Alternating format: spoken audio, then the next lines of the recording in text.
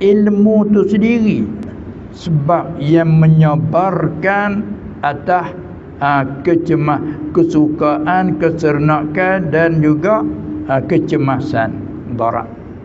Jadi makna kata ilmu bila kita tahu dalam kesenangan pun kita ada sabar. Sabar mana apa? Sabar sabar menghadapi kesenangan, iaitu sabar dalam artinya kita gemar dalam membuat. Menggemarkan. Manakala sabar di atas kecemasan, itu kita menahankan hati. Maka semua tu ilmulah yang musabbir. Sebab itulah ayat-ayat bahasa ayat tasliyah mempersabarkan Nabi sallallahu alaihi wasallam. Bila Nabi dapat kesusahan, salata fasbir li hukmi rabbika wala takun ka sahibil hut. Muhammad mensabarlah.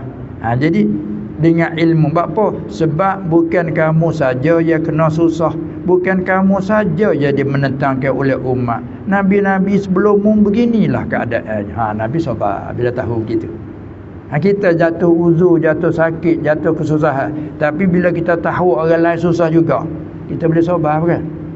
Sabar, bukan kamu saja, orang lain lebih teruk pada kamu lagi. Kalau kamu kehilangan harta, orang lain lebih banyak lagi. Oh, alhamdulillah.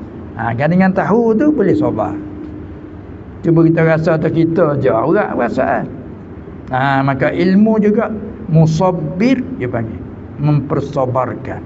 Boleh menambahkan hati seorang yang mengetahui itu. Maka boleh diisnad pada ilmu panggil musabbir. Dan